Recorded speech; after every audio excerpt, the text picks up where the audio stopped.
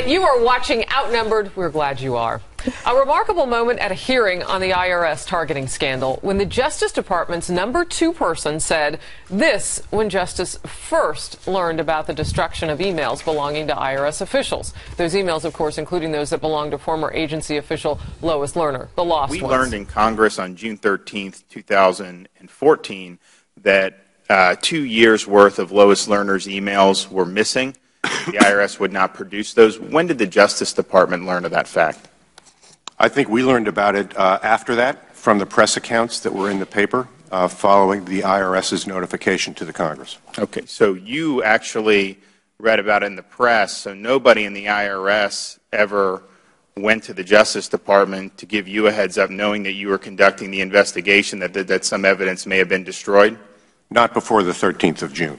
It seems to be a rash that could use some ointment. From the news. I heard it from the news. I read about it in the news. Senator Thompson, did you, when you were senator on the Hill, hear about it from the news? I guess it works for the president, so I guess the others feel like they might as well join that kind of defense too. But when I heard that, the first thing I thought about is that means they would normally get their information from the FBI.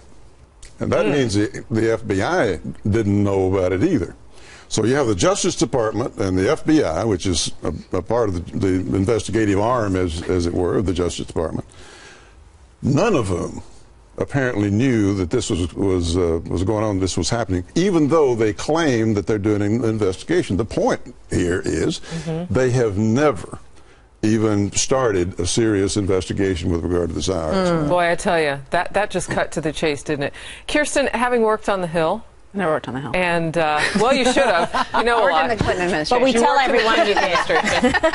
Do you think it's time for maybe this administration, I don't know, maybe the White House, maybe at the top here, to acknowledge the fact that maybe they don't get all their facts from the news? Is this getting serious enough now where this is becoming a thing?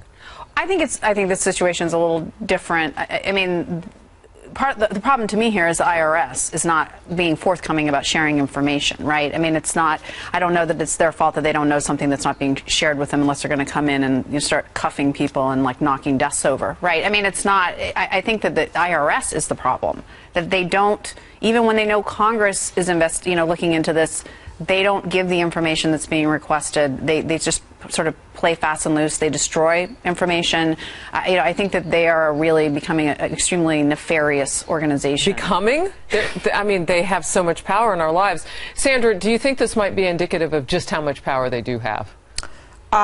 Sure, but I think this also tells us that we better not ever let Harris go home from the breaking news desk, because we better be breaking this news 24 hours a day, or else the White House and the IRS won't know exactly what's happening. Hey, listen, we're making jokes about it, but this is incredible. I mean, this is absolutely just incredible. And as Senator alluded to, this is an investigation that's really just been botched from the beginning.